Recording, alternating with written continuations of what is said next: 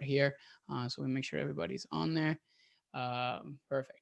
So I'm not saying that hormones are not to blame for lack of issues when it comes down to weight loss or fat loss, but a lot of times, because in some cases they can be, and we kind of tend to see them as sort of like a scapegoat to whenever something is not working and we're not accomplishing our goals, we typically tend to find a hormone to blame, whether it is our thyroid, is our estrogen levels, is our testosterone levels for guys, or is our cortisol and all these different things. Now, I am not saying that your lack of results are not a result of hormones. There could be hormone imbalances, and this is exactly what I want to work and talk through here today.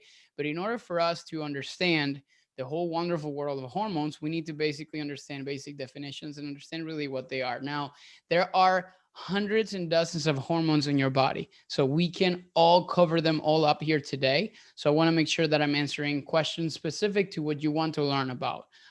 Today, basically, we're going to be covering make sure I put this on this side. What are hormones and what do they do? That's going to be the first thing we're definitely going to kind of like be covering here today. This is like not showing the right way. How do hormones impact weight loss or fat loss? That's something else that we're definitely going to be covering. The hormonal differences that exist between men and women. Problematic hormones explained. So these are going to be the ones related to fat loss and weight loss. How to manage hormones to achieve balance, and what are some of the things from nutritional and non-nutritional standpoint that we can implement and we can do. So those are going to be key things as well as far as like the process. So I want to make sure that we kind of like cover that as well here today. And then also how to measure your hormone levels, which is going to be another big part of it into the process. So I think we have another person coming on here. So I want to make sure, oh, Vicky's here. That's so awesome. Cool. All right. So before I already kind of like explained, so anybody that is kind of like joining in, we're talking about hormones specifically, and we're kind of like covering the whole wonderful world of all of them. And I want to kind of like make sure that I go through this entire process all together so we can kind of like understand a little bit more about them and kind of like go from there. So this is essentially what we're going to be covering today. So let's get started with the basics, which is going to be what are hormones. I don't even know where to put you guys, like the little camera in there. Perfect. So hormones are messengers. They send messages and they regulate functions in your body. They're transported either through your blood or serum, and they send a message to produce some sort of effect. Essentially, what they're, hi Vicky. Essentially, what they're doing is they're actually kind of communicating a message and basically saying from different hormones or from different kind of organs to actually kind of send a message. As an example, I put in here some of them. There's like your pineal gland that sends a message in it called melatonin, which actually um, sends a message to your entire body that it's time for you to sleep and it's time for you to recover. Your pituitary gland, which we're going to talk about today, actually regulates your TSH, which TSH is the hormone that actually regulates your thyroid, and your thyroid is in charge of actually kind of like increasing or regulating your metabolic rate. Then your adrenal glands, for example, they produce things like, for example, like cortisol, which are actually going to be messengers that adapt according to stress or like fight or flight situations. Again, I'm not going to go into all of these. I just wanted to give you some examples of how typical, like some of these messengers typically kind of work. Now, there's some of them that are related to weight specific, and that's exactly what we're going to kind of be talking about here today. So, now, if you guys have any questions at any given point, I want to make sure that you drop them in the comment box because I want to make sure that I answer anything that you guys have. I'm gonna make sure that I am monitoring the chat so I can kind of like always like see it. So awesome. All right. So first things first, I want to kind of like go over like how do hormones actually, or how to not hormones, how do hormones actually impact weight loss? Typically, this is what I want you guys to understand. Many imbalances that occur in your hormones are actually symptoms of weight gain, which may trigger pro-inflammatory responses, which is something inflammation in your body that affects your body's output of problematic hormones like insulin, cortisol, thyroid, estrogen, and testosterone. So what does that mean? We typically tend to kind of have issues with our weight, and sometimes we tend to, like I said, you tend to blame hormones for any kind of issues that might be having. But the reality is, a lot of times, like the symptoms that we may be experiencing are a result, obviously, of our weight gain that produces hormonal imbalances, not the other way around. sometimes we think that hormonal imbalances are creating the weight resistance and the weight issues, which can be the case. But a lot of times, like the weight gain itself that actually kind of got you to a point that is unwanted is what caused those hormonal imbalances in the first place. So to be able to correct some of the symptoms that those hormonal imbalances may be kind of causing, you have to address the cause. And the cause sometimes is going to be the weight gain in itself. A lot of times that we get a little bit confused with that. Again, I am not saying that there are certain hormones that do not actually directly impact weight loss and they may affect it, but it definitely is something that we have to kind of like address, because sometimes we tend to kind of like see, oh yeah, we're like hormones are kind of like causing some of those issues, when in reality they're just basically symptoms that can be related to it. But let's talk about some of those hormones that can actually impact. And obviously, like men and women have different kind of like, when it comes down to like hormones specifically to weight loss, there's different ones that actually affect your ability to like, lose body fat and stuff like that. And some of those ones, or what we call like the problematic hormones, as I like to kind of like explain them, when they're technically out of like balance, are going to be four of them, and actually five, but the fifth I'm going to explain a little bit differently. Number one, write this down: insulin. Insulin is going to be the first one. The second one is going to be leptin. Third one's going to be estrogen. Fourth one is going to be your thyroid. Okay, so I'm going to explain to you guys what each individual one of those hormones typically do. I just want to make sure here there's nobody in the weight room. Perfect. All right, so insulin. We, like anybody that you ask that is in the keto community, are going to say that insulin is to blame for the problem that we have in our obesity in our society. That's wrong. It's insulin can have that, but we cannot see it as black or white. What is insulin? It's a messenger. It sends a message whenever you eat a piece of bread. Okay, you actually are increasing your body's blood sugar response. So your blood sugar elevates, your glucose elevates, and there's a message that needs to be sent to the cells, because you cannot have high levels of blood sugar like for too long of a time. You have to maintain a specific level in your blood. And because of that, you need to have a messenger that actually goes and knocks the doors of your cells and says, hello, we there's a lot of blood sugar outside of the door, and we really need to do for you to actually kind of bring some in so we can balance those things out. So that's exactly what insulin does. It sends a message, it knocks the door, it really notifies the cells like, hey, we need to make sure we let like the blood sugar in, so we regulate those levels. So that's what that actually does. Now, when there are imbalances in insulin, which it's so-called insulin resistance, and the whole entire insulin model of obesity, like as some people like explain it, essentially what happens is that the insulin is sending a message, is knocking on the door, but the cells are not able to hear that someone is knocking. So when that happens, the doors remain closed, blood sugar elevates, and whenever your blood sugar is elevated for too long, it needs to find a way to be able to be converted into something else. So there's a couple things that happen. Number one, they get converted into like fat cells, or obviously on like fat tissue, or sometimes obviously kind of create specific problems, such as, for example, like pro-inflammatory responses and things like that that cause a lot of issues. So the question a lot of times like ask or people say is like, oh, maybe I am insulin resistant. There are people, and especially some of you guys in this group right here that are watching, that have issues with insulin resistance, because I work with some of you guys individually, and I know for a fact that there's an issue with that. Now, that does not mean that every single person have an insulin resistance problem. The second part of it too that you got to understand, carbohydrates do not automatically and inherently affect your ability like to use insulin effectively. Make sure you remember that, because a lot of times like people blame carbohydrates for like the issues that they have with their weight problem, and it's not the carbohydrates to blame, is the extra calories that most people consume specifically in our society. So it's not necessarily sometimes the insulin, is the excess calories and the insane amount of like processed items that are making us eat more than what we think.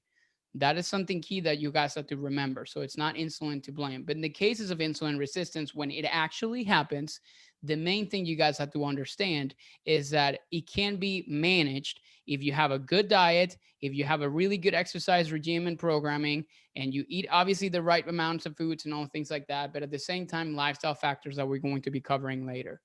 Second hormone is going to be leptin. Leptin is like nature's appetite suppressant. It's kind of like the hormone that is in charge of actually sending messages or sending a kind of like a signal to your brain to say it's like, hey, we are full, we don't really need to continue to eat.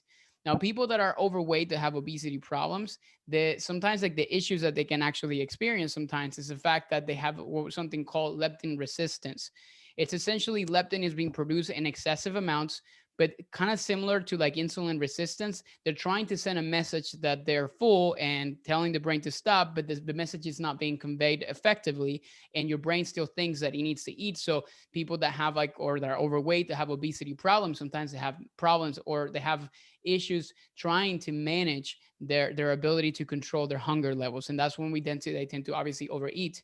So, and then because of the same reason, they start to blame insulin because, oh, it's the carbs and all these different things. No, it's all combined. It's the combination of the things that kind of cause some of these issues. Number three, estrogen. This obviously applies particularly to women, but actually to men as well. And I'll explain why. Estrogen and progesterone, specifically in females, are the two primary female sex hormones, and they regulate a lot of these different things. Somebody has a chat in here.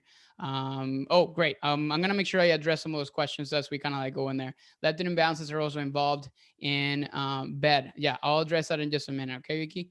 But yeah, so one of the things about estrogen is like estrogen and progesterone, they're essentially in charge of making sure that the reproductive system of women is perfectly placed for you to be able to conceive a child. That's exactly what your reproductive cycle really is doing. It's trying to get you to prepare for you to actually have a baby. That's literally what that happens. So when there are imbalances in some of those hormones, they can't certainly affect certain things related to weight gain or weight loss.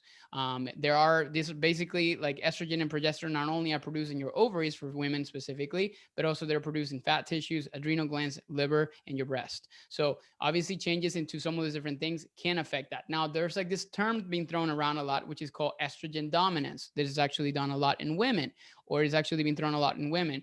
It's a real thing, but it's not as like common as a lot of people actually tend to think about it. Estrogen dominance means like your body's producing more estrogen that is actually doing progesterone, and that can actually lead to a lot of issues such as insulin resistance. It's actually something that may happen in women with PCOS, which there are a couple people in here that have issues with PCOS and in our program as well. So it is a real thing, but a lot of times it's not something that is affecting everybody. So there are like symptoms associated with it, but today's like kind of like presentation and today's kind of group accountability call is going to be mostly as like general information.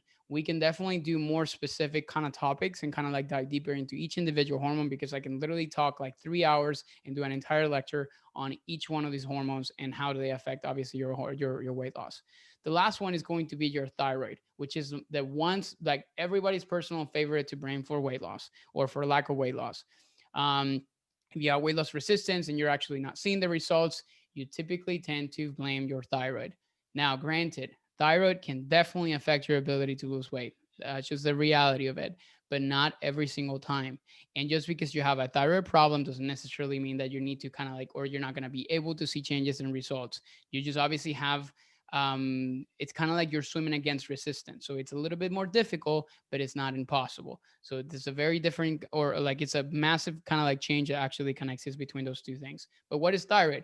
Thyroid acts kind of like as a gas pedal, as I mentioned in there, of your metabolism, managing how fast or slow your body is using and burning calories. So there's a lot of thyroid hormones that are associated with this, such as T3, T4, the reverse T3, and all those different like kind of like hormones that are sending messages to your body to be able to kind of like use and burn calories and obviously kind of effectively use your metabolism to provide energy for your body. So that's essentially what thyroid does. Now, when women or men have hypothyroidism, what that happens is like they're not producing enough hormones and they're not sending enough messages, very similar to insulin. And because of that same reason, you can actually start to kind of have issues with like lower metabolic rate. And because of that, it's very easy for you to overconsume. And when you pair that up with obviously some insulin problems, bad diet, leptin resistance, and all these different things, it creates the perfect storm for obviously weight gain. It's not the thyroid itself that is causing the problem, it's a combination of many different things.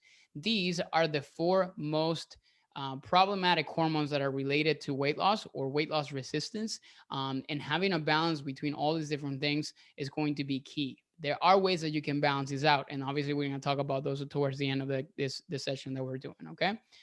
Any questions so far, please feel free to drop in the um, what's it called, the chat. Just to quickly to address a question by Vicky, do leptin imbalances also are also involved in bed? Are you talking about sleep specific, or what do you mean by this? I just want to make sure I address that. In the meantime, I'm going to kind of go on the next one. Oh, in binge eating disorders. Okay, makes sense.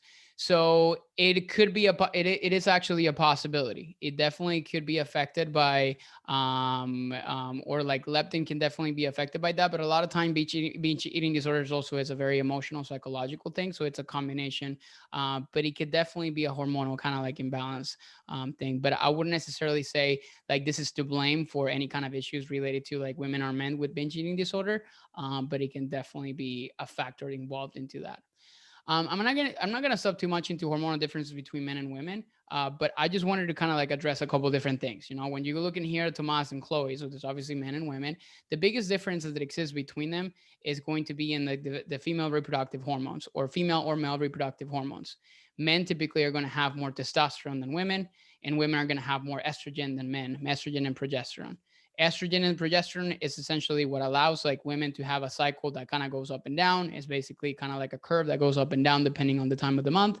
And men that don't really have a cycle, so testosterone levels are pretty kind of like staying around the same all month long. Unfortunately for women, obviously that's what kind of causes a lot of like the mood changes because there's like hormones that are going up and down. So that's just sort of like the kind of like the main differences. And the reason why I wanted to address this is because a lot of times like men or women would say like, oh, men have it a lot easier way to be able to kind of lose weight. Not always, because men also may have imbalances in testosterone and other hormones like cortisol, which we're going to be addressing in just a minute, and that can actually create weight resistance in itself. So just because you're women doesn't necessarily mean that you're at a disadvantage. There's just a lot more intricacies in your hormone balances and your hormones because you have a lot more that you have to deal with that are heavily involved with weight loss. But men typically still have a lot of issues when it comes down to, for example, low testosterone, or actually kind of having a lot of like, higher conversion of testosterone to estrogen. Men can have estrogen levels, and that can also affect your ability to lose weight, and men as well. Okay. Whew, this is going to be a fun one. I love to talk about the HPA axis. Hopefully I'm not like boring you so much, or boring you too much with a lot of like this technical stuff, but this is so important. And if there's anything that I wanted to kind of like take away from this entire session that I'm literally doing in this entire call, is going to be talking about cortisol and the HPA axis. I want you guys to think about HPA axis as a chain. Okay. It's a chain that is connected your brain to what we call your adrenal glands. And you can kind of see this in the picture. Your brain is literally connected to what we call like your adrenal cortex. Think about your kidneys, and on top of your kidneys, there are like a couple little glands that are just kind of sitting there, kind of like hats, and they're called your adrenal glands. Your adrenal glands are so freaking important because they essentially secrete like things such as, for example, your cortisol, which I'm going to explain in a minute. They also secrete things such as like epinephrine and norepinephrine. Why are your adrenals important? I'm going to give you an example. Okay. Imagine like right now where you're sitting down in the chair or whatever you're at. Imagine that the door opens up and a tiger actually kind of shows up. In that moment, you get massively freaked out. Like that brought me back to that, what's it called? That was that movie, The Hangover. Literally, there's a tiger in the bathroom. So imagine you literally walk into your room and there's a tiger in front of you. The first immediate thing, you're probably paralyzed for 1 second, but then you enter in what it's called a fight or flight response, right? Your body is like doing every single thing to prepare you for an imminent danger. And that danger is that there's a tiger that is coming right after you. So your body needs to prepare to have energy available for you to take off running or fighting the tiger, which I don't recommend. So you're probably going to take off running to run away from the tiger. Your body needs the energy to do so, and it's changing its physiology to make sure that you're ready to take off, or just simply to ready to fight, and obviously increase your strength and all those different things. So that's what we call the stress response. And it's heavily regulated by your hypothalamus, which is actually in your brain. It sends signals to your pituitary, which is another gland in your brain. And that sends a signal down to your adrenal cortex to say, secrete a ton of cortisol. Cortisol is what we call a stress hormone.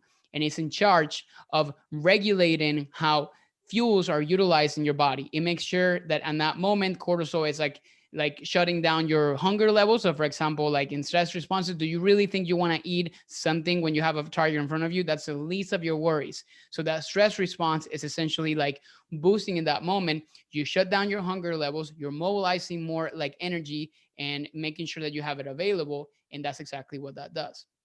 That is what we call an acute stress response. I'm going to say that again, acute stress response. Now, imagine that the response that I just explained of the tiger that is right in front of you was something that was happening all day long, all night long, nonstop. That is what we call chronic stress response. And believe it or not, that's exactly what most of our society experience on a daily basis. And I'm going to tell you exactly who the tiger is in your life. A nasty email from your boss, getting stressed about your finances, getting stressed about leaving the country, getting stressed about, all the kind of stuff that you had to do for the day, going from task to task, taking care of the kids, like doing all these different things. We live in a chronically stressed society that has a tiger in our room at any given point. And what that does is your body's trying to prepare to defend itself from an imminent danger that is simply not there. You're creating a physiological state in your body that is literally creating the resistance to the weight loss that you are in itself, like literally like trying to fight. So for as much as like, and I'm gonna tell you, like stress comes in different flavors. It's not just emotional. It comes from physical stress that can come from sickness. It can come from like issues like injuries, for example. What do you think when you actually hurt yourself, like maybe like a sprained ankle, like you actually swallow it up? It's a stress response. You're trying to actually bring things down into that to be able to kind of fix the problem. But also can come from physical stress from exercise and over exercising. Things like that can definitely affect that. And it also can come in the form of metabolic stress, which is essentially when your body is put through like a calorie deficit for too long and things like that. When cortisol levels are chronically elevated, what happens is your body's not mobilizing fuels the right way. Your your hunger responses are not effective, are not acting in the right possible way. And you're just simply creating an environment in which your body is not meant to be. It's creating resistance whenever you're eating, when you're not supposed to, and whatnot. And obviously that can affect things such as, for example, your insulin response. It can create insulin resistance. It can have all these different things. Why do I want to put so much emphasis in the HPA axis? Because we live in a chronically stressed society. And because of that stress, your body can be obviously put in a very, very, very delicate position. So the goal when it comes down to, if you feel like the biggest struggles with your weight or anything like that, and again, like you're trying to blame different kinds of hormones and my cortisol levels and whatever, if you would choose to want to blame, and that one that you choose to blame is cortisol, nutrition is not the way you're going to manage that. Yes, it definitely has an impact, because typically when we're stressed, guess what? We don't choose the broccoli. We don't choose the vegetables. We choose the things that are going to make us emotionally satisfied. So of course the nutrition is going to have an impact. But I think the next one I actually talk about, how to manage your hormones, specifically cortisol, which is obviously the one that I wanted to actually make more emphasis on. There are three important things: nutrition, of course, exercise and training, and management of that. But the most important thing to me is going to be lifestyle factors in your environment. So I break it down into like these three specific things, but I'm going to start off with the last one, which is lifestyle factors in your environment. And it doesn't even matter if it's just cortisol, because like I said, see, like the most important thing you guys got to understand is like all these hormones are connected some way or another. They're all acting in unison in some way, shape, or form. Insulin is like regulating how like your blood sugar is kind of like doing, like cortisol is trying to make sure that insulin is doing this job. It also actually has effect with estrogen. All these different things are connected. So when you're trying to like improve your levels of one, it's not, you need to just improve like overall balance between your entire body. And it start with the lifestyle factors in your environment. So I'm going to give you some examples. If you don't really have right now, because I think in the next slide, I actually talk about some of like the typical causes of these imbalances that we're talking about. Okay. Nutrition deficiencies. We'll stop by that in a second. Excess excess toxins, which is another typical one. Poor stress management, which is the most important one too, and then age and sleep. These are things like out of like all these, like four of them are lifestyle and environment related. So, for example, poor stress management. Sometimes you think you're managing your stress, but are you really? That is something that you have to really kind of be paying attention to, because stress management comes, like I said, in many different forms and flavors. Do you think your stress management comes from like excessively exercising? Then that is not a way to manage your stress. If you think that the best way for you to manage your stress is just to like starve yourself, that is not a way to manage your stress. You manage your stress by creating balance. And I was just having a recent conversation with one of my really good friends, Lacey Dunn, and she's an expert in hormones, specifically female hormones. And she was talking about her. Actually, she is diagnosed with hypothyroidism, and she talks about the fact that sometimes doing less, it's actually doing more for your body.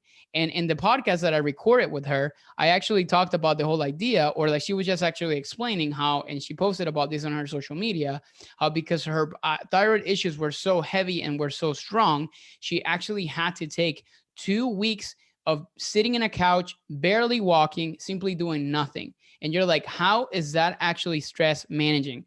The stress management, because you're trying to actually reduce any kind of stress responses that your body's sort of experiencing, because it can definitely have an impact on this. So whenever you think of what stress management look like for you, you need to obviously like evaluate yourself and figure it out exactly what is it that I do when I actually experience moments of stress. So I'm going to tell you my stress management techniques. My management techniques include training. Yes, I go in there and that's my therapy. But I also know that I need to make sure that I rest enough and I recover appropriately. That's number one. Number two, for me, meditation is going to be so freaking important, because meditation, it's something that is going to totally help us understand exactly how you can connect to your present and not necessarily be so worried about the future, so worried about the past, but be actually present and being here now. Also, meditation has been shown to improve actual like heart rate management. You can actually bring yourself down and you can control like your body's recovery from that perspective. There's so much that goes into it. I'm not going to get to it into it today because it's not the topic of today's conversation, but it definitely has a massive impact. And I think a lot of my clients in here that you guys that I'm talking to, I have taught you at least at one point of the importance of meditation, mindful eating, breath work, and those kind of stuff like that, because this is not woo woo stuff. It's not just trying to get you to become a monk. It's just simply the impact that it can have in your health. So stress management, breath work, and those kinds of things like that are going to heavily impact your cortisol responses, and they're going to in a positive way. And then the lack of management of stress is definitely going to negatively impact that and create some of that resistance that we're talking about. Number five, and I'm gonna like kind of like jump in here from place to place. Sleep. You have no idea the importance that sleep has in your health. And if you're not getting, and most people are not getting enough sleep, and I'm including myself in there. Sleep is like your recovery process of your body, and lack of it can lead to many different issues, from hormonal imbalances to excessive overeating without you even noticing it, and many more things such as insulin resistance and insulin problems. So a lifestyle factor can have an impact in the hormone imbalance. So it's exactly actually bringing you back to what I was saying. It's not a hormonal imbalance that is kind of causing the sleep issue. That can definitely be the case, but a lot of times it's your lack of management of proper sleep that is causing the hormonal imbalances that you're actually complaining about. So I'm hoping that you're understanding that sometimes it's not the way you think it is. It's the other way around. So managing your sleep is going to be key. Now people are probably going to ask like, okay, but how much sleep do I need to be getting? That's actually depending on the person. It can be 7 hours, 8 hours. A lot of times it's also about quality of sleep and getting enough on an everyday basis. If you're working out in the morning, and that means you have to like, and but you're going to bed at 11 or 12 o'clock, and you're waking up at 5 o'clock in the morning to go work out, the what you're trying to accomplish in the gym is actually being like completely stomped on when you are actually not getting proper sleep because your recovery is not there. Research has continually shown that lack of sleep has affected, for example, your ability to make better decisions in a day. Lack of sleep actually makes you eat 300 to 500 calories more unconsciously without you even realizing it. Lack of sleep actually affects your judgment, affects many different things and hormones as well. So if you want one big key takeaway besides the stress management techniques that we're talking about, get enough sleep, please. And literally make sure that you're actually adding enough. Now, there are the things that kind of come into sleep. Again, I can have an entire conversation about this. The fact that many people are literally falling asleep watching TV or falling asleep with their phone falling on their face, like, scrolling through social media. Like, also, those are typical routines that we need to kind of step away from because we're just creating more stress. Imagine if the last thing that you saw before you went to bed was, again, like the whole comparison syndrome, a post of the body that you dream of having, and like, you look at it and you're like, oh my god, like, that guy, like, the abs that this guy has, or like, the body of that woman and whatnot. I wish I could have this. And that is the last mind, like, that's the last like thought that you have in your brain. Is that something constructive and you think that's going to help you sleep better? It's not. So your sleep quality is affected and stress is elevated. So that's some of the things that, like, diets and all these different fats are not really teaching you. And I want to make sure that you also understand it. The last three things I wanted to talk about are going to be nutrition deficiencies. Yes, nutrition deficiencies can cause hormonal imbalances. Examples of that would be vitamin D or B vitamins, specifically for people that I think Rafael is in here, is vegan. So there are certain nutrition deficiencies and B vitamins, for example, that are typically found on meat that can actually affect specific hormones and can definitely create weight loss resistance. Excess toxins, for example, BPA, it's not a crazy thing. Exposure to a lot of plastic and a lot of things like that can and will have an impact in hormonal imbalances. That's why I recommend a lot of times, and we try to do this at home too, not always the greatest, but we try to like really store things in the glass containers. We try to not to buy bottled water. We try to actually have things that, for example, are aluminum or BPA free, because things like that, those are toxins, can definitely actually impact your hormones. Again, it's not as bad as like people actually make it sound, but it does actually have an impact in some of like your hormonal imbalances and hormonal changes. But nutrition deficiencies, like I said, vitamin D and B vitamins are going to be a huge one. Magnesium deficiencies. There's a ton of different things that can have an impact in some of those different areas. So just stopping by real quick on the vitamin D one, vitamin D has an impact on your melatonin production. Melatonin is the hormone that regulates your sleep. So if your vitamin D is out of whack, then your melatonin production is not there. And because of that same reason, your sleep quality is not there. Sleep quality affects your ability to eat, and you get the idea. See, a lot of times we focus so much on like blaming something that is causing us a lack of weight loss or whatever it is, but in reality is the combination of all these different things. And we get so freaking like impatient about the process, but we're not addressing the cause. We're trying to just simply like address some of the symptoms that we're having. So if you want sustainable weight loss and fat loss, number one, you're not broken. There could be imbalances that you can experience, but you have to really approach this as an integral way, looking at every single angle into the picture to make sure that every single thing in your life, it's actually in place for you to have a healthier lifestyle. It's not just what you put on your plate. And I cannot stress that enough. I've been coaching clients for over 10 years, and I realized that it's not what you put on your plate that matters as much as how you take care of your body. So I want to make sure that that's something that is like very, very clear.